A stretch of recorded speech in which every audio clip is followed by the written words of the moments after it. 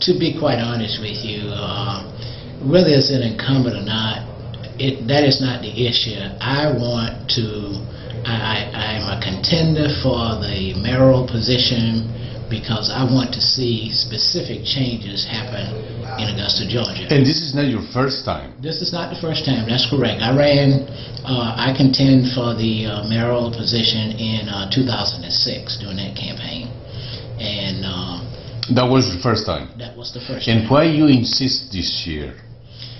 Well, I think sometimes when you start an activity, that doesn't necessarily mean that is where you're culminated at that point. I think I got my name out there. A lot of people perhaps know who I am now. There are more people that know me now than probably knew me back in 2006. So do you think was name recognition, a lack of name recognition for your part, it was decisive, or? I wouldn't say that the name recognition itself was that. However, I think that name recognition is a part of that. I think part of what really transpired there was that there were other issues that came up that sort of put a squeeze on whatever the platform that I had. I didn't really felt that I got a real opportunity to really talk about the issues. Do you think this year you have more opportunity? Because I didn't Absolutely. see much your name on the press, on the local press. Well, absolutely. I think that's. I don't think that you want to say those stories that sort of stick in the news as to whether you're a resident. Whether there was a lot of baggage, I think, with the prior race. And I would say this time, I don't think there's any baggage. I think we can really talk about real issue.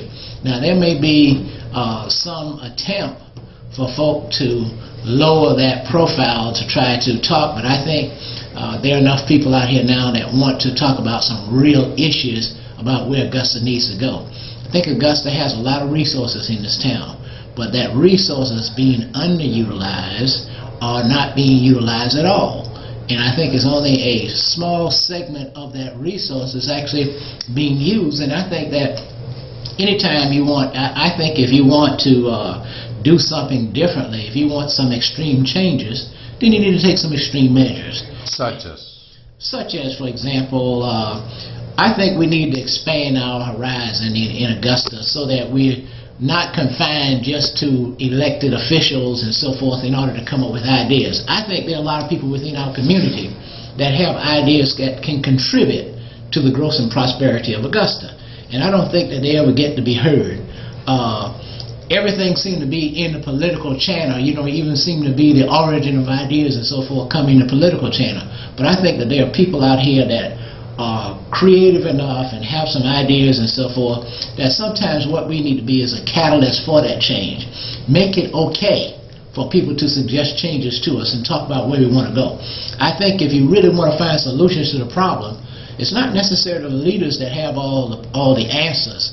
I think the constituents are, really is a good source to go to ask them the question, where should we go? How do you think we can do some of these things? Many of those responses that you will get from them can be things that we can actively put into the system and move ahead with Augusta. I would even look at certain things like when we look at, for example, that we talked a lot about the Golf Hall of Fame. If you go back downtown now, I am not an advocate for building a stadium there. The stadium where it is fine. It's in an ideal, it's on prime real estate right now. And what I would suggest is that let's do something that is going to cause the county to grow. That's going to be a catalyst for growth. Why not let's put a performing arts complex there? When I'm saying put in a performing arts complex there, build a performing arts complex there that has 2 or 3 venues in it, with 2 or 3 4 or 5-star restaurants in it, where you have the largest complex will probably can seat probably about 3,000 people. The mid-range will probably be like 1,500, and then the low one will be about 500. But what you do is that have it where it is well managed, not with people that really are experienced. Hire your talent to come in to manage that know about this. Those same shows that we can go to, may want to go to New York or Washington or some of the other big cities for, why don't we have them to come here and have some off-Broadway shows and so forth to come here? I could visualize Augusta becoming the arts and entertainment center of the Southeast, where we have those kinds of things to come here. Yes, this requires some strategic planning and so forth, but certainly if we had a facility like that downtown, instead of trying to bring a stadium here, that would serve as a catalyst for other things to grow up. It would even help to grow the airport, because everybody that come here may not want to drive here. They may want to fly here, may want to look at hotels down here. It would be a good avenue for someone, an enterprising person who may want to build other kinds of hotels and so forth there. And not only hotels, but you may have boutiques and restaurants and other things. All of these things drive the economy. And so I'm saying you could have those kind of things that would drive it. You could even have companies that may want, if we can get down with make sure that our educational system is right, and also that from our criminal justice standpoint, that we can cut down on the crime and so forth here and make Augusta more friendly for everyone and safe, and a safe place to be, that you may even want people to locate some of their regional headquarters or so forth in the area. Those are ideas that are not being pursued, or if they are being pursued, it certainly are not being pursued with enough vigor that you can actually convince people to actually get here. And I'm saying let's do some of that. Now, related to crime, which is topic number one these days, what is do you have like a team working behind you, experts that will be planning your platform, like for example in transportation, in education? Of course you are not part of education, but still you can work with the Board of Education.